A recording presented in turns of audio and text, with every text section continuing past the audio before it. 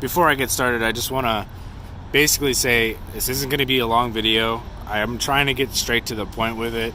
I'm going to tell you the pros, the cons, some of the issues that some of the other people who own these headlights have.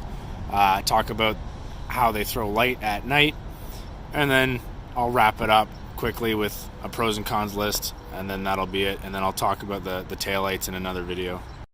So today I'm going to talk about the Spyder headlights. I'm not in front of the camera because it's really windy out here, and I'm not a professional. I don't have crazy good audio equipment or whatever. I'm just here trying to give you a better insight as to whether or not you're going to want to buy these headlights in particular, and maybe talk a little bit about some of the other brands that are out there. So these headlights are Spyder headlights. They are what I've been told and read that they are an older version of the Spyder headlamps that you see. The older version has the square projector housing. This is the smoke blacked plus blacked housed. So the newer style of Spyder, it's a very angular style. These have kind of a curve to them. The Spyder ones, they go straight out and are square, straight down. They have cylindrical headlamps, but they don't come in like a dark smoke housing or a lens.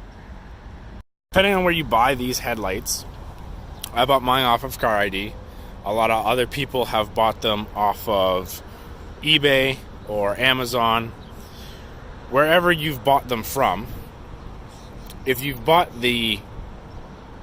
spent the extra money and gone to somewhere that has them, you're probably not going to notice any inconsistencies in the lens housing or in the actual housing itself, any marks, stuff like that. A couple people who have bought these style headlights off of places like eBay, they found they've come in the mail, they open it up, and there's pitting in the lens, there's scratches in the lens, there's bubbles in the lenses. So if you're going to spend money and be stupid like me and pay double what you would normally pay on eBay, then you'll probably get a set that don't have any inconsistencies in them. Now, I've been running these headlights for about 2 years now, and I have noticed that I'm getting some gray areas up here. Just this section here seems to be dull. Now, you can't just replace this one section. If at any part of this DRL bar goes dark, you have to replace the whole headlight.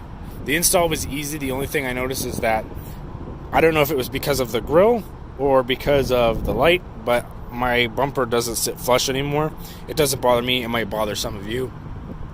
As you can see, the DRL is super bright. The turn signals are super bright. If you want to upgrade to LED, I suggest you do so. I'm going to put a part in this video a little bit later talking about the nighttime performance of these headlights. They're pretty poor. I'm not gonna sugarcoat it. They're pretty poor. I don't mind because I don't drive all that often at night. I don't mind because it doesn't bother me that it dips down lower on the one side than the other. The high beams are bright. The high beams, you could blind the whole neighborhood with the high beams. The high beams aren't the problem. The low beams are the problem. You can switch them out to LEDs if you feel like it, but it's not going to fix, as far as I know and as far as I've been told.